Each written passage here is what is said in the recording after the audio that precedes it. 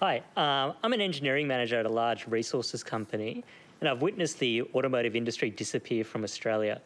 How is the future Made in Australia program sustainable, and are we really addressing the root cause of why manufacturing left our shores? Sally. Well, the Made in Australia Act is really about backing ourselves, but also about being sustainable and having good jobs into the future.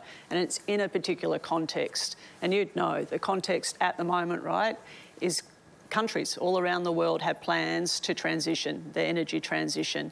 We, as Australians, are really capable, we're really smart, we've got the rare minerals that the world needs, we've got renewables that the world needs. We can either decide to sit on our hands and do nothing and let the market decide, which means that we will lose out. Australian workers will lose out, our industries will lose out. It was a mistake to lose our manufacturing industry. We lost 200,000 jobs, but not just that, we lost the skills, we lost the capital. When the pandemic hit, we couldn't even do basic stuff anymore. This is about jobs in the future that are going to be good paying jobs like the ones you've got, and for our whole country to be part of something that's exciting into the future. I think it's an excellent... Sala, are you worried about manufacturing having been lost from Australia?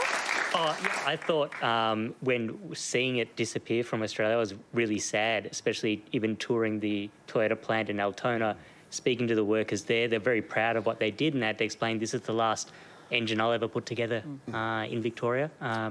So I'm concerned about, can we sustain the level of investment that's required to build the manufacturing industry again in Australia? And are we actually addressing some of the things like energy costs for industry to keep going or keep manufacturing? We have raw materials. We've got a lot of talent in this country as well.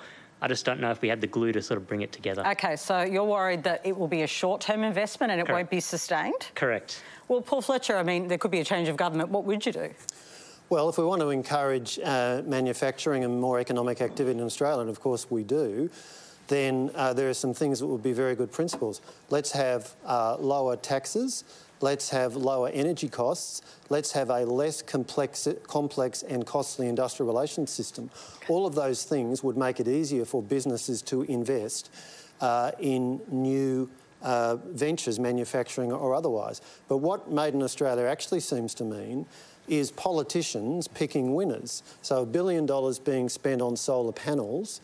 Now, solar is great, but the question is, can we be cost competitive in making solar panels, or will that be $1 billion of taxpayers' money that gets wasted or vaporised because politicians are not very good at making these decisions? Or the decision we've just seen to spend $940 million on Psi Quantum, an American quantum company.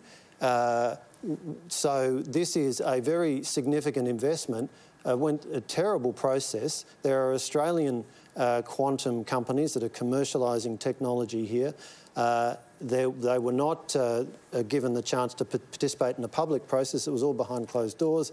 They were required to sign confidentiality agreements, and it looks like yet another example of this government and politicians choosing to put money into a particular company or companies. So you don't think any of this public money should be given to any of these? The risk is that when politicians make these choices, public money gets wasted because they make bad choices. What is much better is to focus on having the right business conditions, lower taxes, simpler industrial relations system, lower energy costs. Energy costs are going up under this government. They promised they would go down. And if you want to look at the kind of things that can go wrong here, look at Solyndra, which was a solar manufacturer that the Obama government in the US, Obama administration put money into, and they lost several $100 million because the company went bankrupt. That is the risk when politicians are making the choice. I think there is a risk, Tony Burke. You acknowledge that, right? Some of them may hit the wall. They won't be able to commercialise. There'll be mistakes. Oh, the challenge is, what is the alternative? So the issues that Paul just went through, if you want lower energy prices, the last thing you do is shift to nuclear reactors. If you wanted... the saying simpler industrial relations is code for competing on lower wages. Cutting wages. That's what that's code for. OK. Well, actually, It might just simply be code for going back to the approach of the Hawke and Keating governments, because the problem with the current government is they have taken industrial relations back to the 70s.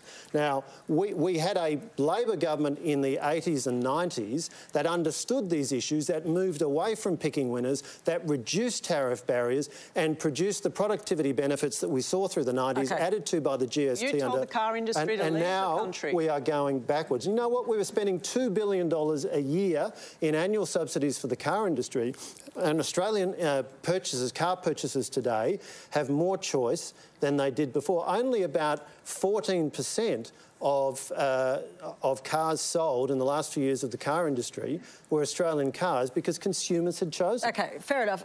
So no regrets about that decision? No, not at all. It was absolutely the right decision for Australians. OK. Tony Burke, my question was specific, which was, do you accept that you may waste public funding because you end up investing in things that don't work out? I don't accept it to waste, because what you end up doing across the entire suite of investments is making sure that we make things here again. If a government, as the previous government that Paul was part of, could make an active decision to tell industry to leave our shores, which is what the car decision was. That is completely wrong. Yes. All we did was said, we're not going to give you a subsidy. Okay. No, if you want to Joe keep Hockey building stood up and in making question money time and told them to leave. I was in the room, you were in the room, it was all on television. I think I was in the press gallery watching. Carolyn, you employ lots of people and you make stuff. Yes, I make stuff in Australia. And people eat it. And... So, the question is, would you have enjoyed one of these grants? Yes. And so what I want to say, I started my business 31 years ago. Everything I have is made in Australia. We export to 32 countries now. And that would not have happened without the government support. Austrade supported me in all of these trade shows. They have supported me for 30 years in getting our export business to where it's got to. So that's for the international market? That's for the international market. But in terms of a start-up to get it going, did you do that alone, or was that government help? That was government help. But government has helped me for 30 years in getting our export to where it is now. And nobody's questioning the wisdom of things like the export market development grants, which I think is the Austrade policy you're talking about. And, you know, Atlassian will also talk about, I'm sure I've heard Scott Farquhar talk about it, how important that was to the growth of Atlassian. So targeted investment to support private businesses that are building and then to do specific things like assist them to approach export markets makes sense. Spending $940 billion to take a punt on an unproven technology. Yes, they're well advanced in terms of the research, but nobody knows which way quantum is going to go. Intellectually, I wonder, what is the difference, though? It is public money going to I think we need to, at some point, ground it in 2024 and ahead. And I think we can look back, but if you look at today, Atlassian's a manufacturing company. We don't manufacture things, we manufacture software, right? 95% of our sales are around the world, and we have a huge Australian presence in doing that. And so when you look at the R&D tax benefits, you look at the amount of venture capital that's been invested in the last 20 years, Atlassian, Canvas, Safety Culture, CSIRO, huge amounts of organisations have benefited from that.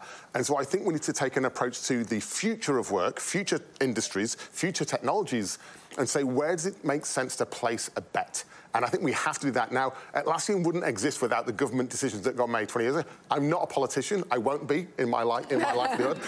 You want to remain a happy person. Yeah. I've chosen happiness instead. But the interesting thing is we have to find a way of placing sensible bets. And I think some of them, we can redress them as learnings, reframe them. There will be mistakes along the way, but we have to look at future tech, and it's going to be complex. OK, so you think it's an investment worth making, but there are risks. There is no sure thing right now. If you look at artificial intelligence, you look at the rate of change in technology, I'm a futurist, I do not predict the future. We cannot. What we can do is start to look at directional things that are happening and place those sensible bets and nurture them. Right? That's why we have great leaders in power that we appoint to say, do this on our behalf. But we can't keep on looking back 20 years or 25 years or 30 years and think, I need people to clock in and clock out and everyone's at home. Like, we're living in a different era now, and we have to face into that so that we can compete on a global scale. We're not in a local market anymore. Sally? There's also a big risk doing nothing. Like, that is actually a decision as well, doing nothing. And that is a risk to us in terms of jobs that we will lose, that won't be here. These will be jobs that are well-paid jobs. This is advanced manufacturing we're mainly talking about. The knock-on effects for that for a whole generation, and of course, the energy transition. Like, if we don't do those things, the risks and the costs will be much higher.